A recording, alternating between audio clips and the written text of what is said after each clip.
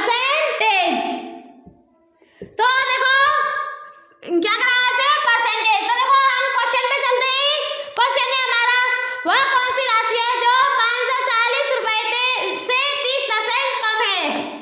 वह कौन सी राशि है, वह कौन सी राशि है जो 540 रुपए से 30% कम है। ओके फ्रेंड्स, वह कौन सी राशि है जो 540 रुपए से 30% कम है? ओके, पहले आप ट्राई करो, फिर मैं कराती हूँ। और हाँ, वीडियो को लाइक कर दो, शेयर कर दो और सब्सक्राइब कर दो हमारे चैनल को। ओके, तो देखो अपने यूट्यूब अपने फेसबुक, इंस्टा, व्हाट्सएप सब पे शेयर कर दो। और देखो अब हम आंसर पे चलते हैं। वह कौन सी राशि है जो 540 से 30% कम है? तो देखो 540 से 30% कम का अर्थ है, 30% कम मतलब 70/100, क्योंकि 30% में 100% होता है, तो उसमें से हमने 30% माइनस कर लिया। कौन सी राशि किससे कम है? 540 से। तो 1 से 1 और 1 से 1, 7 चौका 28 का 8, 2 5 7 35 और 2 37, मतलब 378 है वो राशि जो 540 रुपए से 30% कम है। सॉरी, 378 है वो राशि जो 540 रुपए से 30% कम है। ओके फ्रेंड्स, नोट कर लो आप इसे, रफ कर दो।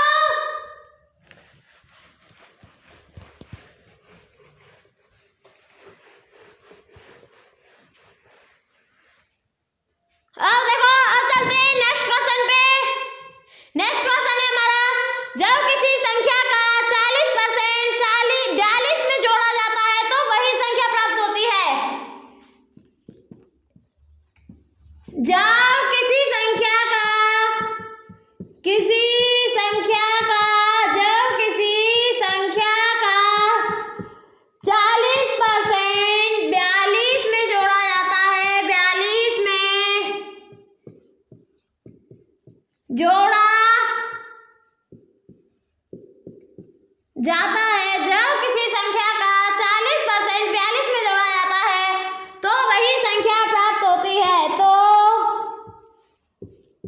वही संख्या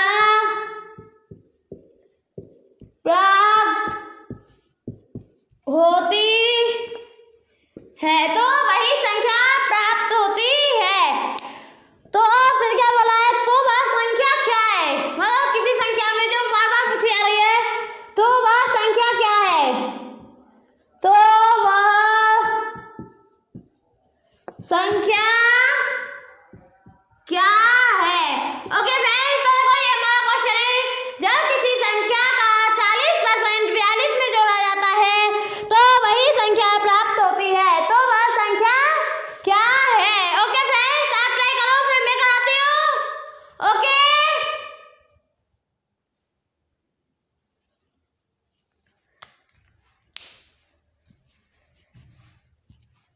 अब मैं कराऊं। तो देखो आंसर पे चलते हैं। हमने क्या मान ली, माना वह संख्या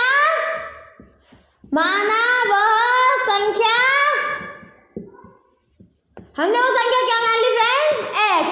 हमने वो संख्या x मान ली, माना वह संख्या क्या है? x। तो अब वह संख्या उस संख्या के मतलब 40% में 42 जोड़ा जाए, 40% में कितना जोड़ा जाए? 42 जोड़ा जाए। सॉरी, एक मिनट, सॉरी।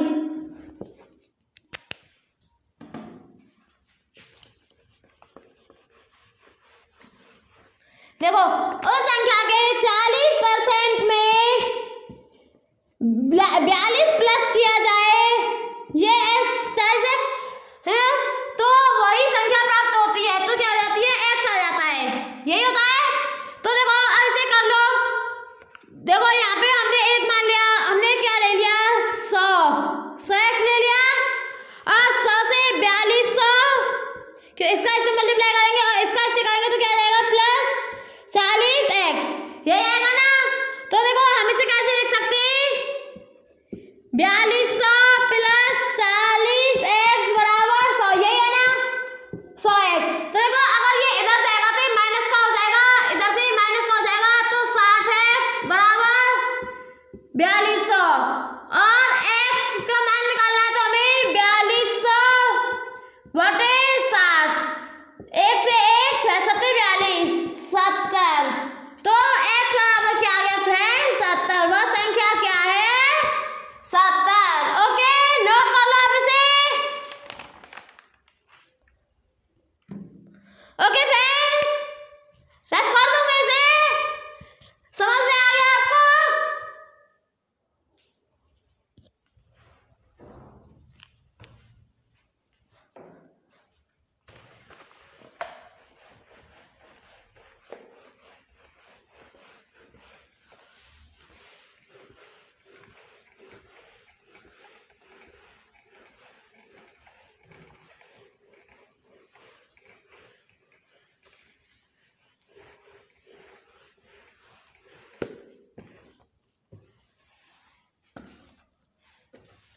अब देखो अब नेक्स्ट क्वेश्चन पे चलते हैं। नेक्स्ट क्वेश्चन है हमारा, ए ने किसी परीक्षा में 150 अंक प्राप्त किए तथा वह 40 अंक से फेल हो गया। ए ने किसी परीक्षा में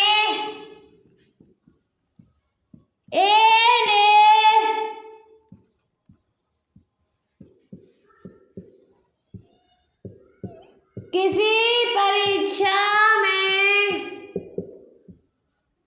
150 अंक प्राप्त किए, किसी परीक्षा में 150 अंक प्राप्त किए, किसी परीक्षा में 150 अंक प्राप्त किए और वह 40 अंक से फेल हो गया, और वह 40 अंक से फेल हो गया, फेल हो गया। किसी परीक्षा में ए ने 150 अंक प्राप्त किए और वह 40 अंक से फेल हो गया। यदि परीक्षा का उत्तीर्णांक 25% हो तो परीक्षा का कुल पूर्णांक क्या होगा। यदि परीक्षा का उत्तीर्णांक यदि परीक्षा का उत्तीर्णांक यदि परीक्षा का उत्तीर्णांक 25% हो तो कुल पूर्णांक क्या था, तो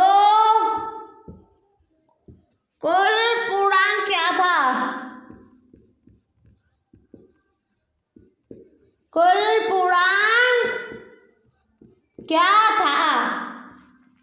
ओके फ्रेंड्स तो देखो ये हमारा क्वेश्चन है, अब पहले आप सॉल्व करके देखो फिर मैं कराती हूँ। ओके ट्राई करो आप पहले एक बार।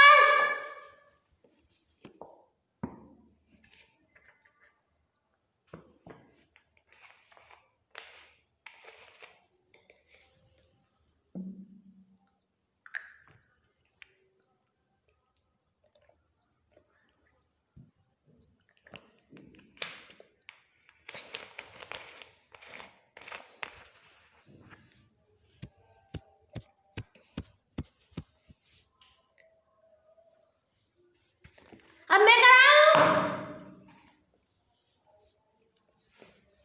तो देखो इसमें बोल रहा है ए ने किसी परीक्षा में 150 अंक प्राप्त किए और वह 40 अंक से फेल हो गया। तो देखो उसे आंसर में जल्दी उसे उत्तीर्ण होने के लिए कितने अंक चाहिए थे, उत्तीर्ण होने के लिए अंक,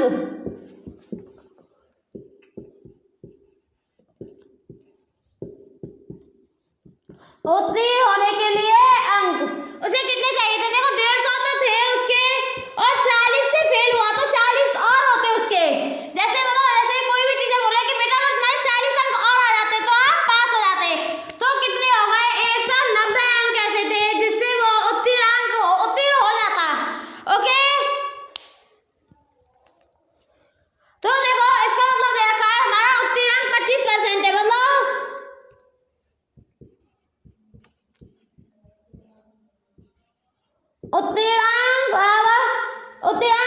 90 या 25%, मतलब उसे कुछ भी लिख लो, एक ही बराबर है। ओके, और देखो अब ऐसे जैसे इसमें पूछा है कि कुल पूर्णांक क्या है, तो इसकी रामबाण विधि बताते हैं हम आपको। कुल पूर्णांक की रामबाण विधि,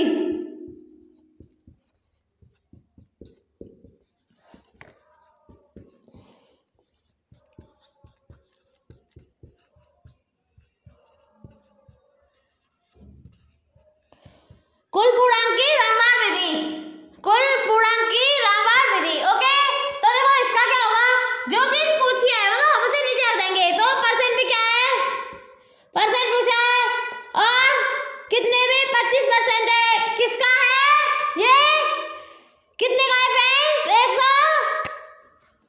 190, यही है ना।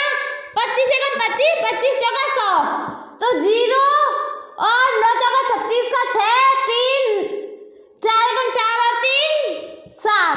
तो फ्रेंड्स कुल पूर्णांक क्या था, 760। ओके, कुल पूर्णांक क्या था, 760। ओके फ्रेंड्स, क्या था कुल पूर्णांक, 760। नोट कर लो आप इसे। ओके, नोट कर लो, फिर मैं नेक्स्ट क्वेश्चन पे चलती हूँ।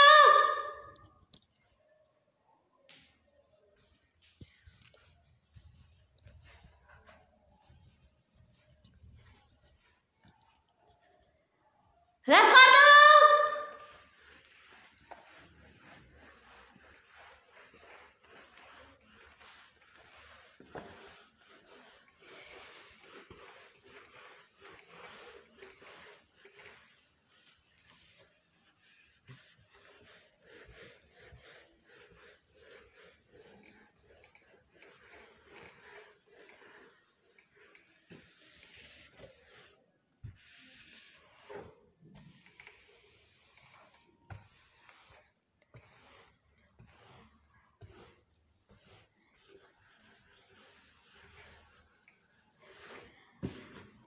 अब देखो, अब नेक्स्ट क्वेश्चन पे चलते हैं। ए का वेतन बी के वेतन से 25% अधिक है, तो बताओ बी का वेतन ए के वेतन का से कितना परसेंट कम है। ए का वेतन बी के वेतन से,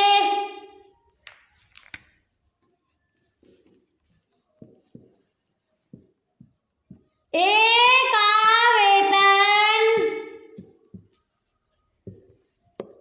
बी के वेतन से 25% अधिक है। ए का वेतन बी के वेतन से 25% अधिक है, तो बताओ बी का वेतन ए के वेतन से कितना परसेंट कम है। तो बताओ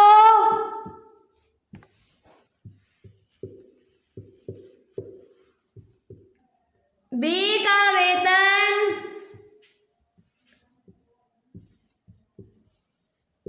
ए के वेतन से, बी का वेतन ए के वेतन से कितना परसेंट कम है, कितना प्रतिशत कम है।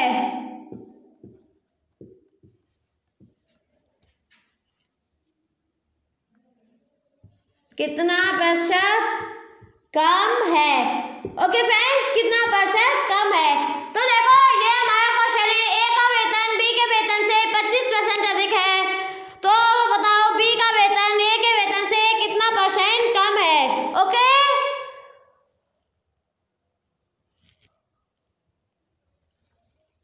आप ट्राई करो, फिर मैं कराती हूँ।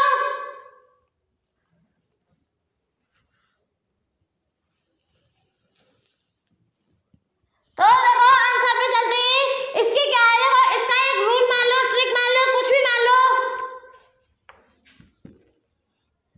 जैसे कमी, कम या ज्यादा, जैसे कमी या वृद्धि के लिए, कमी या वृद्धि कुछ भी पूछ ले।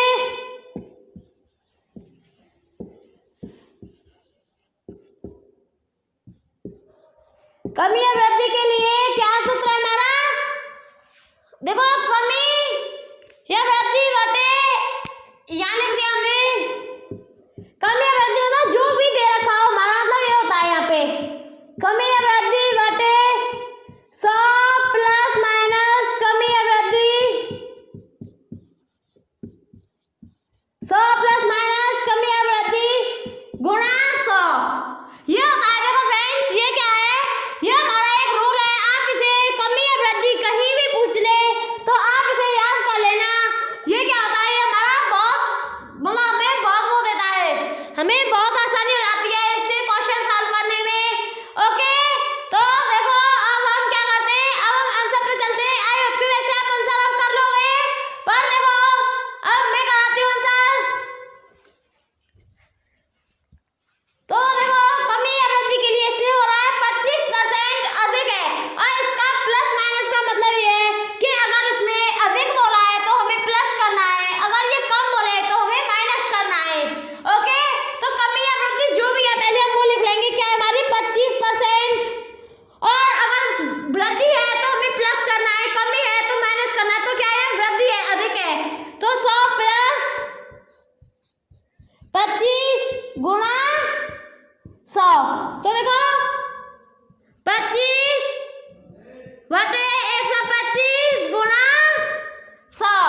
ओके फ्रेंड्स, तो 25 सेकंड 25 25 बजे 125, 5 से 20 बार, तो क्या हो जाएगा, तो कितने परसेंट कम है, 20%। ओके फ्रेंड्स, कितने परसेंट कम है, 20%। ओके, नोट कर लो आप इसे।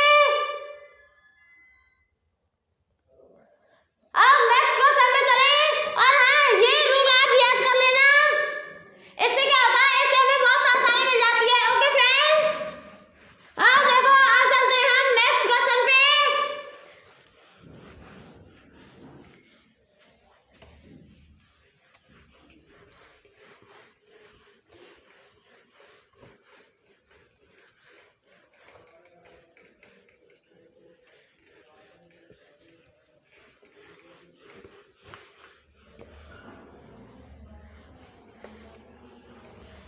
तो देखो फ्रेंड्स नेक्स्ट क्वेश्चन क्या है हमारा, चीनी के भाव में 40% की कमी हो जाने से कोई ग्रहणी, एक मिनट,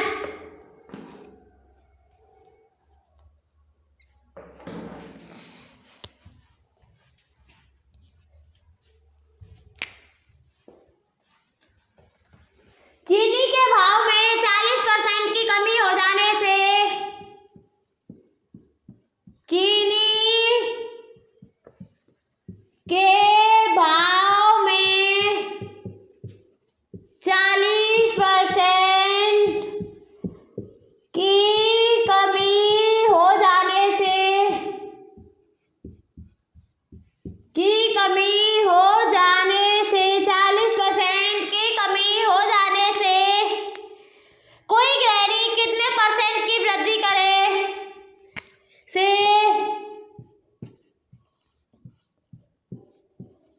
कोई ग्रहणी कितने परसेंट की वृद्धि करे, कितने परसेंट की वृद्धि करे, की वृद्धि करे, ताकि उसका खर्च पर कोई प्रभाव ना पड़े, ताकि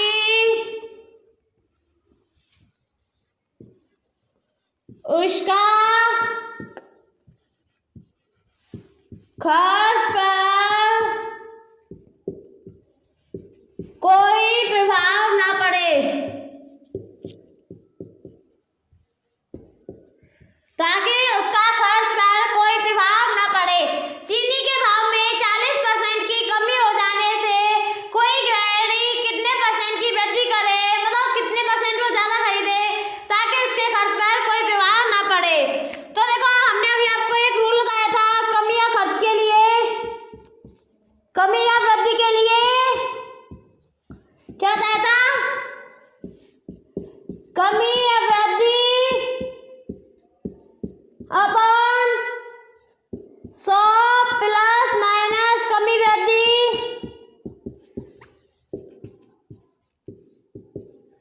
इंटू 100, ये रूल बताया था ना हमने आपको। तो देखो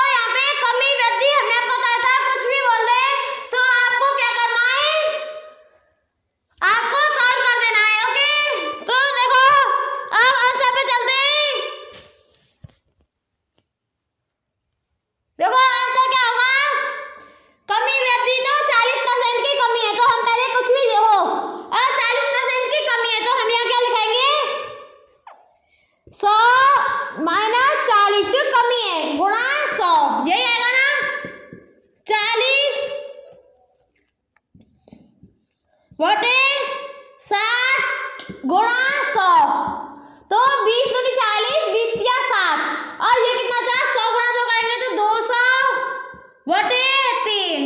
ओके, तो 3 से 3 छिके 18, 2 बचा 3 छिके 18, 2 बटे 3, 66 सही 2 बटे 3% की वृद्धि करे ताकि उसके खर्च पर कोई प्रभाव ना पड़े। ओके फ्रेंड्स, नोट कर लो आप इसे।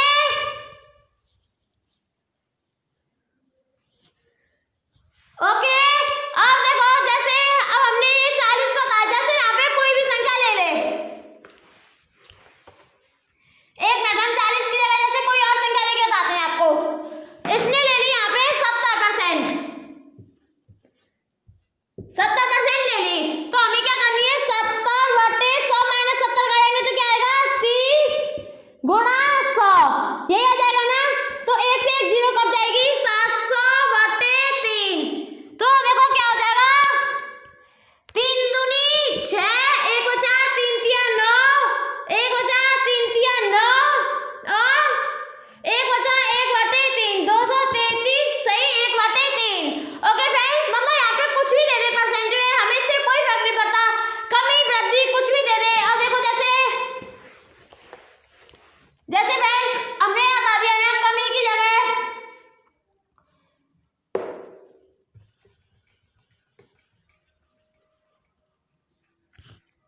देखो कमी की जगह वृद्धि और वृद्धि की जगह हम कमी लिख देते हैं, यहाँ पे लिख देते हैं वृद्धि, यहाँ पे लिख दी हमने कमी, और यहाँ पे लिख दी हमने 35%। ओके, तो देखो अब क्या आएगा, अब आंसर करते हैं। अब देखो कमी या वृद्धि 35 बटे 100 माइनस 35 गुणा 100, तो देखो 35 बटे यहाँ 5 और 6 65 गुणा 100, तो देखो 5 से 5 7 35, 5 से 5 1 5, 5 6 15, तो 700 बटे